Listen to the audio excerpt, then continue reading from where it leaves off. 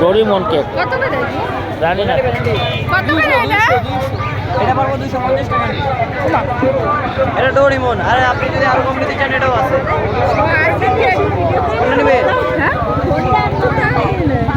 এগুলো উপর দিয়ে চকচকা কি খাবা তোমরা সেটা কর খাইলে নিয়ে নেবে ওইদিকে থেকে দিয়ে দেন ওই হাতে কাটতে।